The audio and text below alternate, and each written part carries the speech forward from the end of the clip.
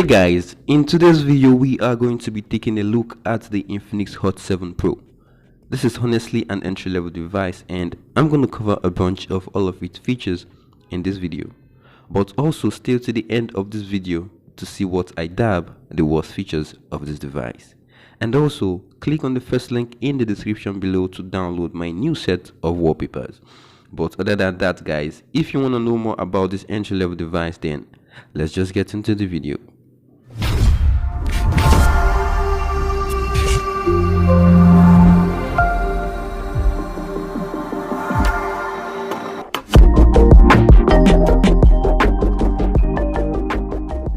And first up, taking a look at what you get inside your INFINIX HOT 7 Pro box. INFINIX has kept things very similar to previous years or previous devices. Everything is neat, clean and tidied. Then what you actually get in the box, and first up is the charging brick. Then you also get your charging cable, which is still your normal USB to USB 2.0, not yet USB Type-C like some new devices, but that's all good. Next up, you have a pair of headphones as well as your SIM ejector tool, a quick start guide coupled with a warranty card. Also included is this transparent plastic case that obviously protects your device.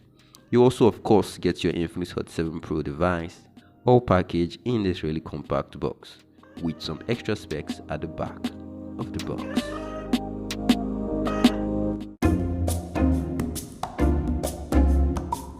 Now, talking about the looks and feel of this device, with the fact that this is an entry-level device, INFINIX has done a really great job in terms of the build quality. It feels solid in the hands and it is well put together. The front is made from glass and the body is made from premium plastic. Onto the back of this device houses the dual bar cameras, which consist of a 30 megapixels autofocus main shooter and a 2 megapixels depth sensor, with a dual LED flash just right below the cameras. At the back, all the cameras, sensors and LED flash are well arranged, but they aren't really flush with the back of this device, which is a little bit of a bummer. Next is the fingerprint sensor. Right below the fingerprint sensor is the INFINIX branding, and the HOT series branding is towards the bottom part of the back of this device. Up front is a notch display that houses the dual front cameras, with the same megapixels count as the back camera. It consists of a 30 megapixels front camera and a 2 megapixels depth sensor, with a single front-facing flash beside the cameras. Just right above the cameras, flash and sensor is the front earpiece, which also plays its own role when needed. On the left-hand side of this device houses a SIM tray for dual 4G nano SIMs and a micro SD card slot, which can be expandable up to 128 gigabytes. And then on the right side, you've got the volume rocker keys and the power buttons. On top of this device, there are no ports, sensors, buttons or whatsoever, which is actually quite nice. And as you can see here at the bottom of this device, you've got the 3.5mm headphone aux jack, a microphone, a USB 2.0 charging port, which I wasn't expecting, and lastly the speaker grills. This device has a loudspeaker, and here is how it sounds like.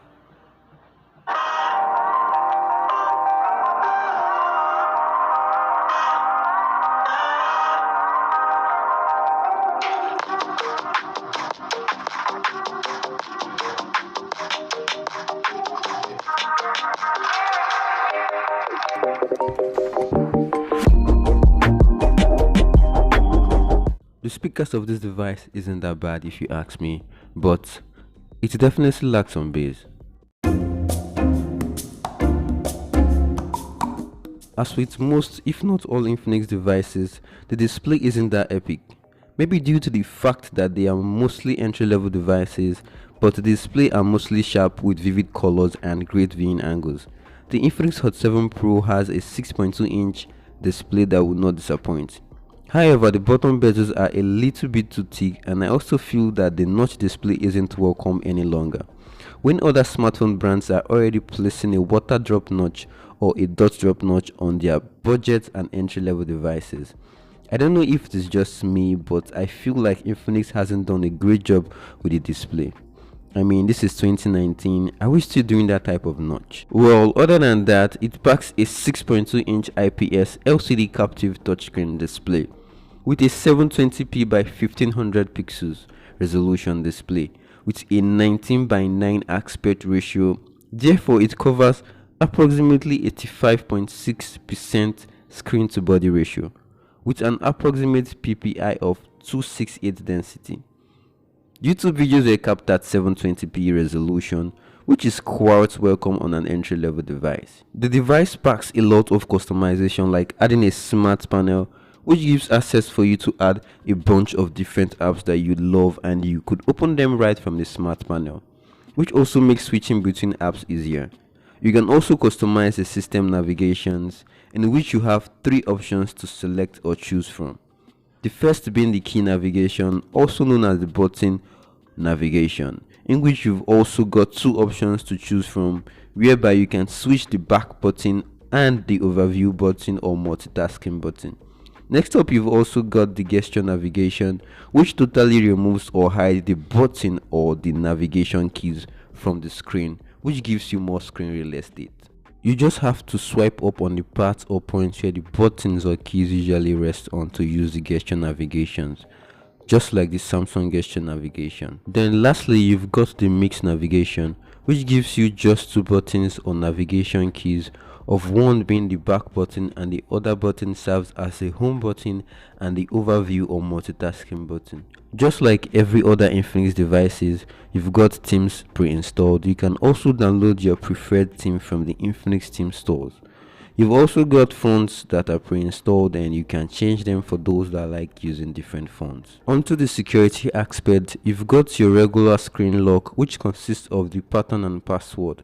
You also do have your fingerprints and face unlock, but I didn't try the face unlock feature in this video. There are a bunch of gestures to choose from, but please, if you are going to use any of them, try to understand how it functions, because some gestures does actually drain the battery of the device when mistakenly activated.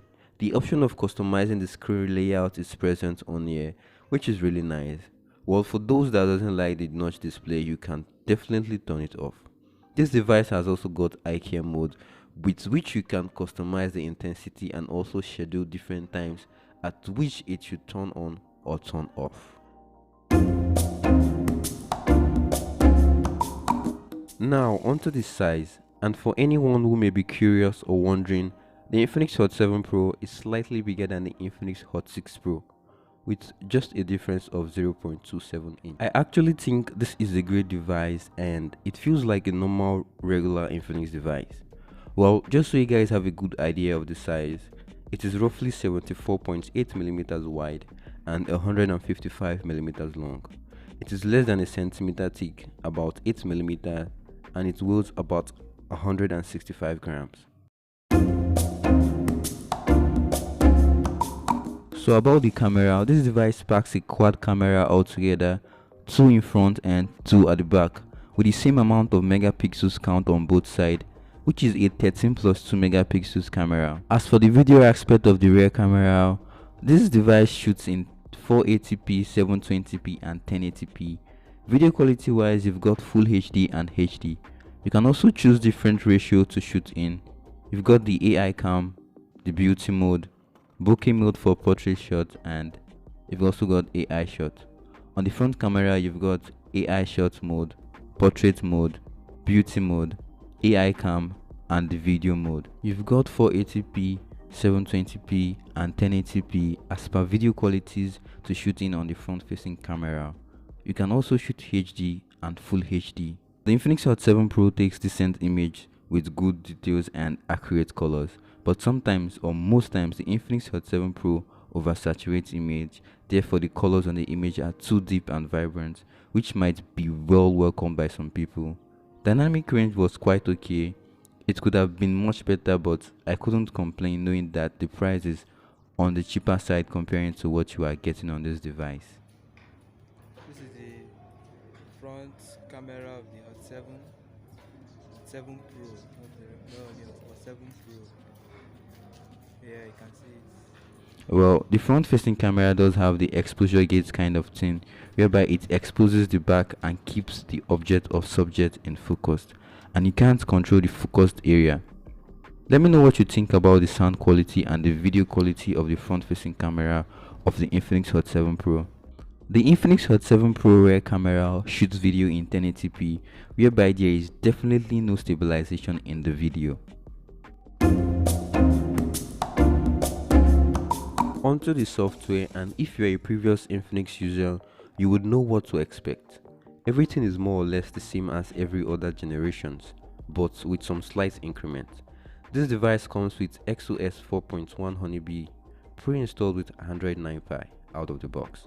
This device is powered by an octa-core MediaTek MT6757 coupled with a Helio P20 CPU that is clocked at 1.6 GHz for the first 4 cores and a 2.3 GHz for the remaining 4 cores, which is built on a 16nm chipset technology, while the graphics runs on a Mali T880 GPU. Basic tasks runs quite well on here, but obviously there are some minimal lags here and there, and sometimes it's just so much that I kind of feel like the processor is not doing its job. Maybe a software update can fix the lags issues, but basic tasks like playing light games, surfing the web, and a minimal amount of social media is quite decent on here. The fingerprint is surprisingly quite fast when it works. It is definitely not the fastest I have seen.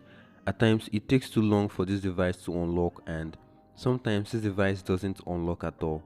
Then you need to replace or adjust the placement of your finger if you really want to unlock this device with your fingerprint.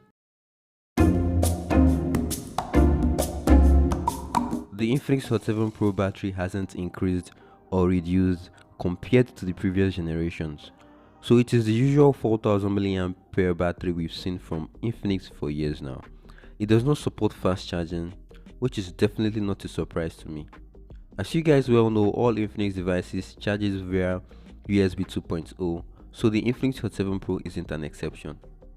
Well, of course, depending on what you do with your device throughout the day will tell on how much battery life you will get. But you can get around a day and a half of battery life with a very minimum usage and about 12 hours of battery life with a maximum usage. This device doesn't support fast charging, so it takes up to 3 hours to charge from a 0% to 100%.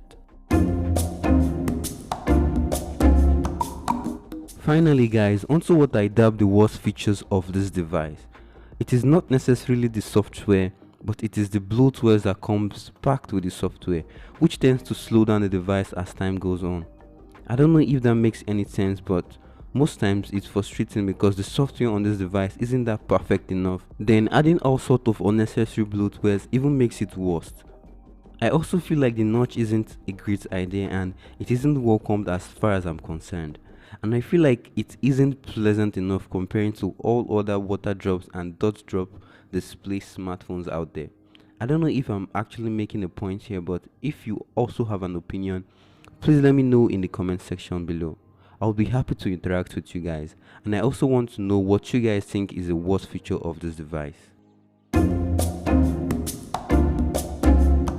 So if you actually don't know, there are two models or version of the Infinix Hot 7 Pro, which are the standard version with a model number X625B and the higher version with a model number X625C. The standard version is powered by an octa-core MediaTek MT6762 coupled with Helio P22 CPU that is clocked at 2.0 GHz along with a PowerVR GE8320 GPU. It comes with a 3GB or 6GB of RAM coupled with a 32GB or 64GB of internal storage, while the higher version hosts an octa-core MediaTek MT6757 coupled with Helio P20 CPU along with a Mali T880 GPU. It comes with a 2GB RAM and has just 32GB of internal storage, with the option to expand storage up to 128GB via microSD card. Well, every other features are similar on both versions. The 2GB RAM with a 32GB of internal storage of the Infinix Hot 7 Pro costs about 41,000 naira. And you can also get the 3GB of RAM with a 32GB of internal storage for 47,000 naira. There would be a link down in the description to purchase this device. Also, make sure to click on the first link down in the description to download my new set of wallpapers. The INFINIX HOT 7 Pro is a really decent device in its price bracket. Performance is quite good. Well, if you are looking to get an entry-level device that is well put together and feels really solid altogether, with a good battery life, then you can get the INFINIX HOT 7 Pro. At its price point, it is quite okay for minimal daily use. Well, that has been all from me. Let me know what you think about this device. Is it really worth the price? Drop your thoughts in the comment section down below. I would be happy to chat. If you like this video, please give it a huge thumbs up and share this video if you found it useful and helpful. Also guys, don't forget to subscribe to this channel. Thank you so much for watching, and I will talk to you guys in my next video. Be notified, stay notified.